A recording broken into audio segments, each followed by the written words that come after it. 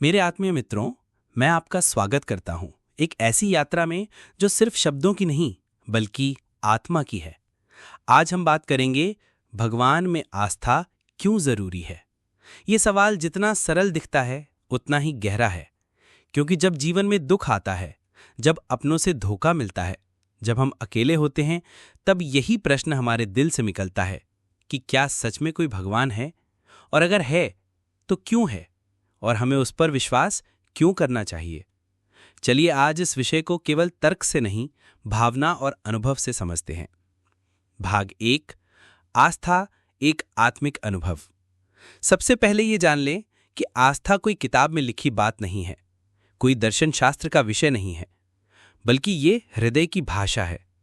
आस्था का अर्थ होता है बिना देखे विश्वास करना, बिना छुए महसूस करना, बिना सुने सुन लेना।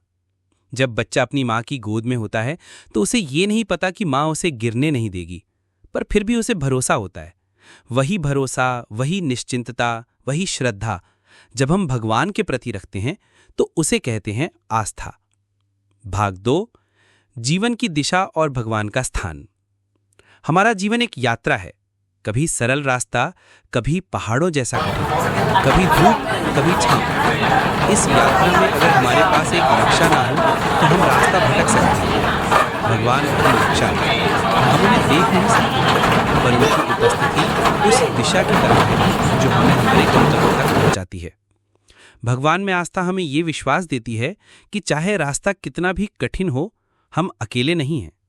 भाग 3, भगवान में विश्वास क्यों जरूरी है।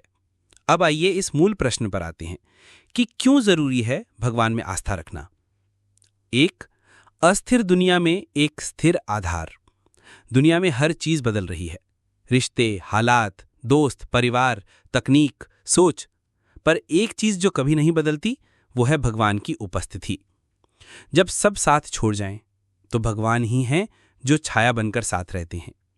दूसरा, मन की शांति के लिए। आज का मनुष्य बाहर से समृद्ध है पर भीतर से अशांत। मन की शांति ना धन से मिलती है, ना पद से, ना प्रसिद्धि से। मन को सच्ची शांति तभी मिलती है जब वो खुद से जुड़ता है, और खुद से जुड़ने का माध्यम है ईश्वर। तीसरा, भय से मुक्ति। डर केवल तभी होता है जब हमें लगे कि हम अकेले हैं, लेकिन जब आपको ये विश्वास हो कि कोई शक्ति हमेशा आपके साथ है, तब डर मिटने लगता है। भगवान में आस्था मन को निर्भय बनाती है। भाग 4, क्या भगवान को देखा जा सकता है। ये प्रश्न अक्सर उठता है कि भगवान को कोई क्यों नहीं देख पाता। दोस्तों, क्या आप हवा को देख सकते हैं? नहीं, पर क्या आप उसे महसूस कर सकते हैं? हाँ, ठीक वैसे ही भगवान को देखना जरूरी नहीं, उनकी उपस्थिति को महसूस करना जरूरी है। जब कोई अनहोनी से बच जाता है, जब समय पर मदद मिल जाती है, जब दिल अचानक शांत हो जाता है, तो समझ लीजिए वो भगवान का स्पर्श था। भाग 5, आस्था कैसे बनाए रखें। आज के युग में आस्था रखना आसान नहीं है। दुनिया तर्क मांगती है। लोग कहेंगे, तू मंदिर क्यों जाता है?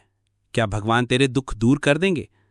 लेकिन याद रखिए, आस्था का जवाब दुनिया को नहीं देना है, आस्था का जवाब आपके हृदय को देना है। आस्था बनाए रखने के लिए कुछ बातें जरूरी हैं। पहला, रोज प्रार्थना करें।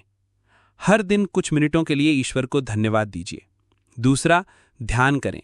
मन शांत होगा तो ईश्वर की आवाज सुन पाएंगे। तीसरा, धार्मिक ग्रंथ पढ़ें। गीता, रामायण, उपनिषद ये आत्मा के लिए भोजन है। चौथा, सत्संग और सज्जनों की संगति। जैसी संगति वैसा मन। सकारात्मक लोगों के बीच रहने से आस्था प्रबल होती है। भाग 6, जब आस्था डगमगाती है।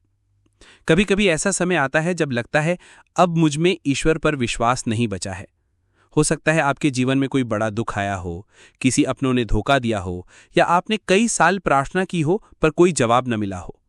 ऐसे समय में याद रखिए, ईश्वर मौन हो सकते हैं पर अनुपस्थित नहीं। वो हर समय आपकी परीक्षा ले रहे हैं। क्या आप सिर्फ सुख में उन्हें याद करेंगे या दुख में भी?